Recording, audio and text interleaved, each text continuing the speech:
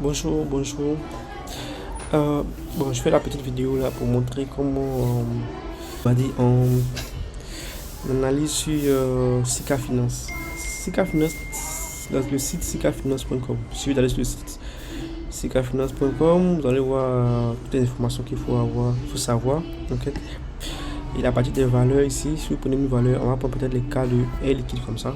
Ok.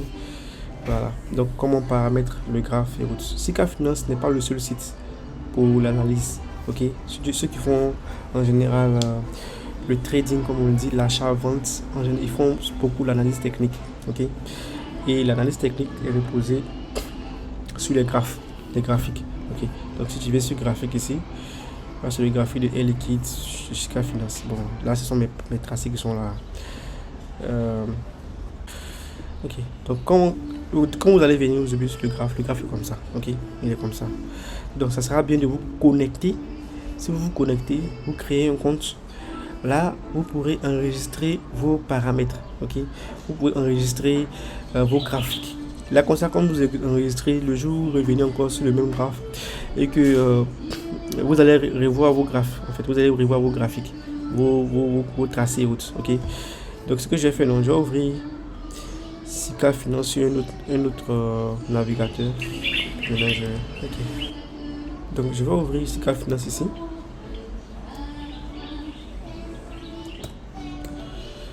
Voilà comment on se présente. Ok. Là ici je pars mes informations. Voilà. Donc je vais aller sur le graphe Air Liquide. Ok. Voilà comment il est. Actuellement il fait 705 francs. Là c'est juste l'analyse technique pour montrer comment voilà comment vous allez ouvrir. Donc si vous vous connectez, vous mettez une fois que vous êtes connecté, ce sera mieux. Voilà, là vous pourrez enregistrer vos graphes. Ok, donc en premier lieu vous venez ici, cette partie là, réglage. Ok, vous cliquez sur réglage, vous venez sur l'axe, vous enlevez les grilles d'abord. Ok, vous allez voir que les grilles sont levées. Donc voilà les grilles, toutes les grilles sont parties. Ok, vous pouvez garder les volumes qui sont importants, mais bon, si vous avez BFVM Select Plus, vous n'avez pas, c'est pas comme si vous n'avez pas besoin du volume, mais vous allez voir ça dans le site directement. Voilà, vous voyez ici, il y a un achat massif ici. Ok, il y a un achat massif. Là aussi, il y avait un achat massif. C'est pour ça que c'est vert en fait. Voilà, donc c'est un gros volume d'achat, c'est ce que ça veut dire. Donc, en deuxième lieu, vous allez venir sur le style de cours, le style. Ici, on a un style. On va appeler ça le style en ligne, ok, mais il y a une couleur en bas comme ça. Il y a le stylet, il y a les bougies. Pour ceux qui connaissent les bougies, là ce sont les bougies. À la BFVM, on voit pas les mèches. Je sais pas pourquoi. Il y a les Ekinashi, ça c'est très très répandu aussi. Voilà, pour pouvoir analyser ces graphiques. Il faut savoir que ici c'est un an jour. Quand on dit un an jour, ça veut dire que si tu prends le début du graphe ici jusqu'à la fin du graphe ici, ça fait un an jour pour jour. Ok, là vous voyez ici, ça fait depuis le 28 10e mois de l'année 2024 au 28 10e mois de l'année 2025. Voilà, donc et ça peut s'en dire un an jour. Donc pour quelqu'un qui a investi il y a un an, il a acheté ça à 500, aujourd'hui il aurait eu 700. C'est factuel, voilà, pour ne pas parler comme les autres. Ok, donc c'est ce que ça veut dire, un an jour. Donc quand vous regardez même le graphe un an jour, vous voyez que le prix a quitté d'ici pour arriver là. Donc le prix est en tendance haussière. Graphiquement, c'est en tendance haussière. C'est ce que ça veut dire. En un an, le marché est en tendance haussière sur Air Liquide. Ok. Moi, ce que j'aime bien faire, en fait, ici, c'est de prendre le graphe en ligne. Ici. On avait un truc en air, mais moi, je préfère prendre le graphe en ligne. Voilà comment il se présente. Ok. Et après, ici, là, ce sont les durées. Là, ce sont les périodes. Ok. Donc, tu vas prendre la durée. Par exemple, on a dit un an. C'est la durée de un an. Ok. Donc, si tu prends 6 mois, ça sera un graphe de 6 mois. Par exemple, si tu cliques sur 6 mois, vous voyez. De là, ici, à ici, ça fait 6 mois. Ok. Donc, pour voir que dans 6 mois, on est toujours en graphique. On est toujours on va dire en tendance haussière. La tendance haussière, c'est lorsque le qui quitte d'un point niveau à un point bas pour aller d'un point haut pendant la période que vous avez choisi. Donc on est sur une tendance haussière ici. Donc c'est comme si le prix monte, le coût de cette action là, monte. Après il y a 2 ans, En 2 ans, quelqu'un qui avait acheté il y a 2 ans, c'est s'il aurait acheté, le prix aurait été monté en 2 ans jusqu'à là, le prix a chuté, puis le prix est ici. Donc, malgré ça, il serait toujours positif, mais il faut savoir que le prix n'a pas fait une tendance en fait. Il est resté dans un genre on va dire de range, voilà. Il monte, il descend, il monte, il descend, il monte, il descend. C'est comme ça que le prix se fait. On va prendre 5 ans. En 5 ans, c'est plutôt une tendance haussière. Ok, voilà, 5 ans, quelqu'un qui va acheter en 2020, ok, à 180, pendant que le prix de elle qui était à 100, 184 ou bien par là, puis le prix est là jusqu'au aujourd'hui. Ok, donc c'est comme ça que se présentent les graphiques. Donc il suffit de venir juste au niveau des réglages, tout se passe au niveau des réglages, au niveau des axes. Si vous mettez les grilles reviendront. Si vous enlevez les grilles, il n'y aura plus de grilles.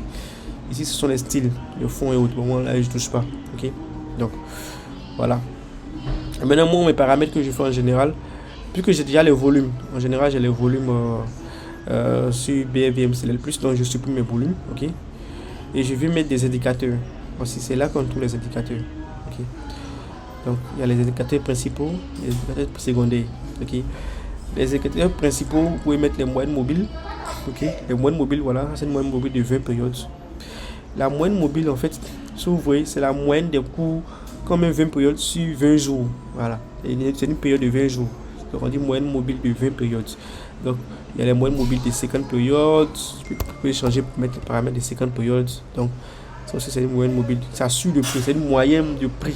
Voilà, donc ça donne un visuel en fait qui vous montre à quel moment le prix est parti à la hausse et à quel moment le prix est parti à la baisse, à quel moment il a stagné, à quel moment il est parti à la baisse au fur et à mesure.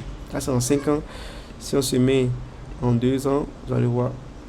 Voilà comment ça se passe en 2 ans.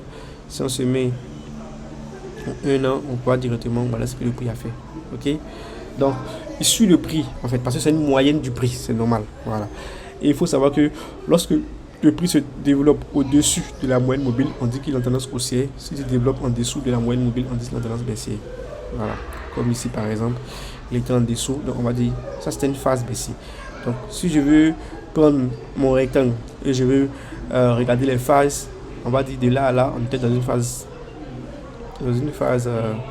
haussière, ok. Après, de là à là, on est passé dans une phase baissière. Ici, on était dans une phase baissière, ok. Et au fur et à mesure, voilà. Ici, on était dans une phase baissière aussi, après, au fur et à mesure. Donc, c'est comme ça que, en fait, vous devez comprendre l'analyse technique. Les graphes se développent soit en tendance haussière, soit en tendance baissière, soit en range, comme on dit, en consolidation. Voilà. Donc, si je mets une consultation, je vais prendre une consultation pour que vous puissiez mieux voir. Voilà, en consolidation, c'est ça. C'est ça qu'on appelle en consolidation.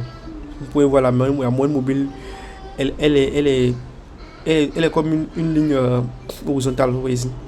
Ok, elle n'est pas une ligne oblique comme ça. Voilà, ok, elle est comme ça. Donc ça c'est ce qu'on appelle une phase de range. Ok, ça c'est une phase de range.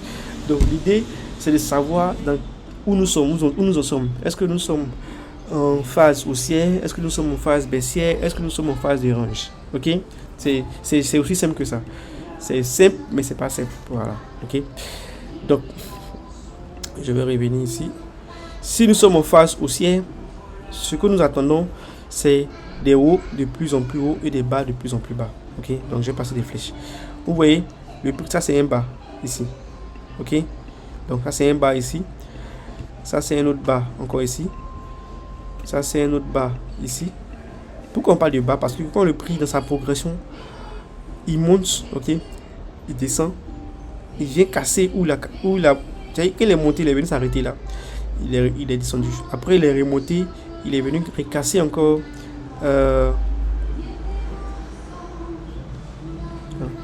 Il est venu encore recasser encore le niveau ici. Ok, ça, il est monté, il est descendu et il est venu casser le niveau où il avait rejeté là. Il est venu casser. Ok, et après il est remonté, il est pendant descendu, il est remonté jusqu'à ce niveau qu'il est là encore. Donc, il crée des hauts de plus en plus haut, ok, et il crée des bas de plus en plus bas, ok. Donc, quand il est revenu encore ici, voilà, vous voyez ici, il est revenu, il est arrivé ici, il a chuté, il a créé un bas, ok, plus bas que ici, ok, pardon, un bas plus haut que ceux qui sont ces bas qui sont là, et après il est remonté pour casser le plus haut qu'il avait créé ici, ok. Et c'est en fait ça, ça c'est un haut. Quand il est arrivé à ce niveau là en 2021, il a chuté, il a fait un bas, après il a cassé ce niveau là, il a cassé ici pour aller créer un autre plus haut, plus ici, ok. Donc raison pour laquelle on dit il se déplace de haut de plus en plus haut et de bas de plus en plus haut, ok. Donc ça c'est une tendance haussière. Voici un autre bas encore. Et c'est pareil pour la baisse. À la baisse aussi, il fait pareil. Ok. À la baisse, quand il quitte ici, quand il quitte là, et qu'il chute fortement, il crée un bas. Okay, il crée un bas. Je fais comme ça. Et il crée un haut. Donc ici on était en haut, après on a chuté. On est venu faire un autre haut ici. Ici on était en bas. Ok. Après on a chuté pour nous faire nos banques. Et après il descend encore plus. Après il descend encore plus. Ok. Avant de remonter. Donc cette phase qui est là a une tendance baissière. Donc la moyenne mobile nous montre en fait les phases. Haussier, baissier, horizontal, baissier, horizontal au fur et à mesure. Ok. Donc là vous pouvez voir que on est en train de répartir dans une tendance haussière. Ok. Parce qu'il a fait baisse.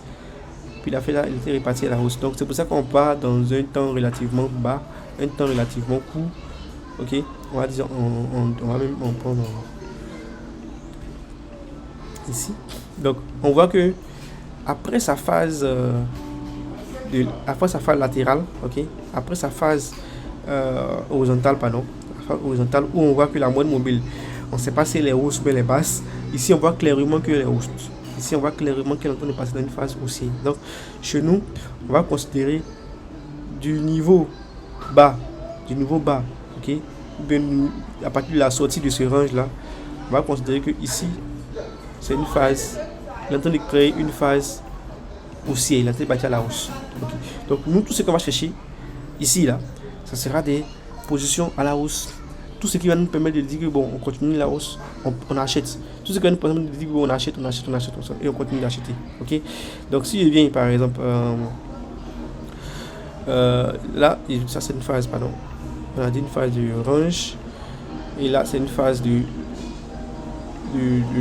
hausse. Ok. Donc on est d'accord que c'est une phase de hausse. Donc on va regarder tous les niveaux qui ont été cassés. Ok. On va dire il y a ce niveau là. Ce niveau de haussier, c'est-à-dire quand il a quitté en haut, quand il a quitté en bas ici, il est monté, il est venu en bas ici, il a cassé, ok. Il y a un autre niveau ici qu'il a créé, ok. Il y a un niveau ici qu'il a créé, il n'a pas pu casser, mais apparemment il est en train de vouloir aller casser, ok. Il est en train de vouloir aller casser. En même temps, on va pouvoir repérer les anciens dans sa baisse qu'il a fait ici, là, il a fait des anciens en fait. Dans sa baisse ici, il a fait des anciens. Dans ce niveau, c'est-à-dire dans ce niveau de support. Donc attends, je vais prendre d'autres support, résistance, voilà. Ok, il a fait des anciens. Ici, on va dire c'est 700, pardon.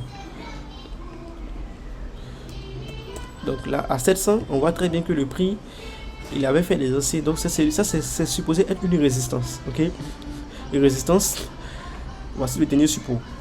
Ok, résistance, support. Donc le prix, il est venu, il a acheté, il est remonté, il a chuté, mais on voit qu'il a cassé encore ici, il a cassé encore là, il est venu casser le support des 700, parce que là il fait 705, ok. Donc ça c'est un signe pour dire que le prix est prêt à continuer sa hausse, puisqu'on a dit qu'on est dans une phase haussière, ok. Dans une phase haussière, le prix, ce qu'on attend du prix, c'est ça. J'ai fait comme ça, le prix il a fait comme ça, c'est ce qu'on attend du prix, ok. Dans une phase haussière, il a fait ça. Donc il a fait 1, 2, 3, Voilà, 1, 2, 3, 4, tu vois. Vous voyez. Et après, on attend ça. On attend qu'il fasse ça. Pardon. On va dire comme ça. Après, ici, il a fait le premier cassure. Genre 0, 1, 2. Ok. Là, c'est la première impulsion. La deuxième impulsion.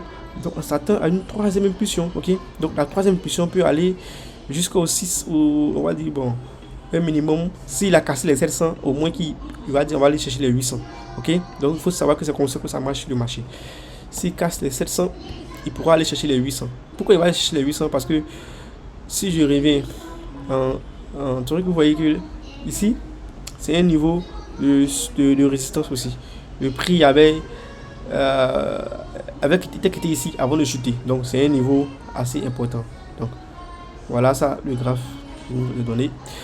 Donc, c'est plus ça qu'on va attendre en fait. Donc, je remets en truc. Donc, je vais mettre en 2 heures. Donc, il y a ce premier niveau qui est 700. Ok. Il y a ce deuxième niveau qui est 900. Ok. 900.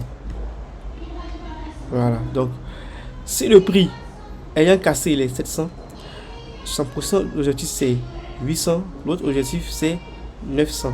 Ok. Donc, vous pouvez voir d'ici. Si vous décidez, ok. Si vous décidez d'acheter, je vais prendre la mesure verticale. Là. Si vous décidez d'acheter à 700, ok. Si le prix quitte à 700 pour arriver à 900, vous aurez 14% de votre montant investi. Si le prix, vous décidez de sortir à 900, vous aurez 28% de votre montant investi. Ça veut dire quoi? Ça veut dire que si vous investissez 1 million, vous aurez 288 000. Si vous investissez 100 000, vous aurez 28 000.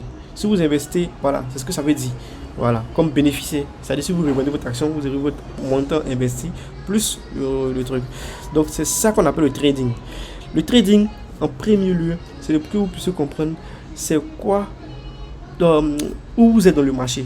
Est-ce que vous êtes dans une tendance de consolidation? Est-ce que vous êtes dans une, pardon, pas dans une tendance de consolidation, mais dans une phase de consolidation? Est-ce que vous êtes dans une phase haussière ou bien est-ce que vous êtes dans une phase baissière? En général, on évite de prendre les achats lorsque le prix est dans une phase baissière. Voilà. Parce qu'il n'y a rien, parce que c'est un risque. Vous prenez un risque supplémentaire. Parce que déjà, il faut savoir que le trading, c'est un risque. Voilà. Ça, c'est le premier truc. Le trading, c'est un risque. Ok.